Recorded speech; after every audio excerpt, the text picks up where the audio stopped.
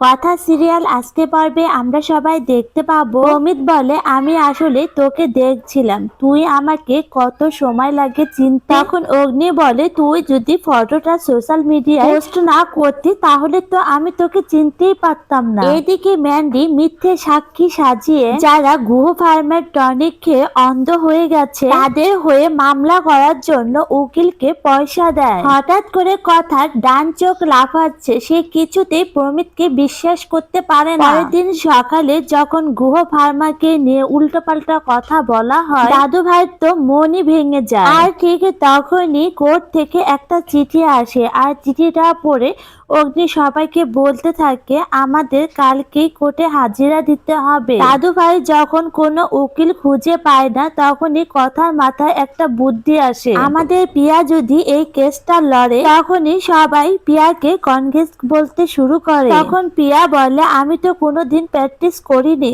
তখন পিয়ার মা বলে এই মানুষগুলোর প্রতি আমার অনেক ঋণ আছে, আজকে সুযোগ পেয়েছি শোধ করতে, তুই কিন্তু না করিস না। পিয়া তখন রাজি হয়ে যায়। তখন দাদু ভাই মনে মনে থাকে যে নতুন প্রজন্মকে আমি ভরসা করতে পারতাম না, আজকে তারাই আমার পাশে এসে দাঁড়িয়েছে। পরের দিন সকালবেলা প্রমিত অগ্নিদের বাড়িতে আসে। তখন প্রমিত অগ্নিকে বলতে থাকে যদি তোর কোনো সাহায্য লাগে আমাকে বলিস, আমার কাছে ভালো উকিল আছে। তখন অগ্নি বলে লাগবে না, আমাদের কেসটা লড়বে পিয়া। তারপর অগ্নিকে বলে তোর যদি কোনো সাহায্য লাগে তাও আমাকে বলিস। তখন অগ্নি বলে তোর কি চাই সেটা আগে আমাকে বল। তখন প্রমিত বলে আমার যেটা চাই আমি ঠিক সময় মতন চেয়ে নেব। পরের দিন সকালবেলা পিয়া কোর্টে যাওয়ার জন্য রেডি হয়ে যায় আর বলতে থাকে আমি কি পারবো। তখন নীলাদ্রি বলে আমরা সবাই আপনার পাশে আছি। পরবর্তী পর্বে আমরা সবাই দেখতে পাবো সবাই যেন কোর্টে টাইম মতো